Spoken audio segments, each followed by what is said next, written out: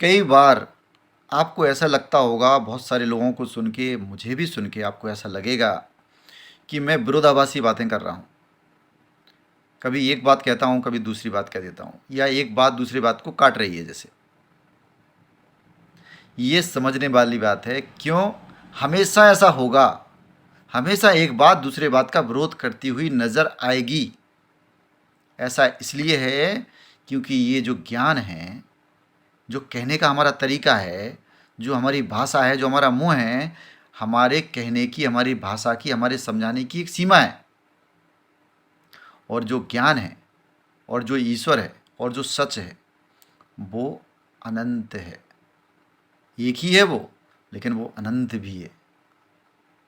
एक इसलिए है कि जब समझ में आ जाता है तो वो एक हो जाता है, और जब हम समझने की कोशिश करते हैं तो अलग अलग तरीक़ों से, अनेकों तरीक़ों से समझा जा सकता है, इसलिए अनेक भी है।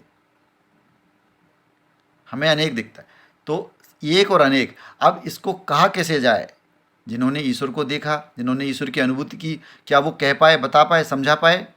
वो कोशिश करके गए हैं, अपने अपने तरीके से कोशिश करके गए हैं, लेकिन कोई पूरी तरह से डिस्क्राइब नहीं कर सकता, क्योंकि उसको सृष्टा को कहा नहीं जा सकता है, उसको उसको देखा नहीं जा सकता है, उसको छुआ नहीं जा सकता है, उसको उसको लिखा नहीं जा सकता है।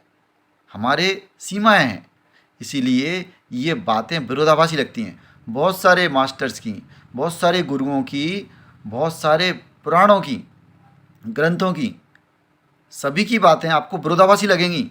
अगर आप ध्यान से देखोगे तो शब्दों को आप एक दूसरे से काट सकते हो कि ये आपने इधर लिखा है, आपने इधर ये लिख दिया, आपने इधर ये कहा है और आपने उधर वो कह दिया। ये विरोधाभासी। इसलिए लोग क्या करते हैं? बहस करते हैं। जो कुतर्की लोग कुतर्क करते हैं, तर्क तार्किक लोग तर्क करते हैं, लेकिन इन सब की कोई जगह नहीं होती है।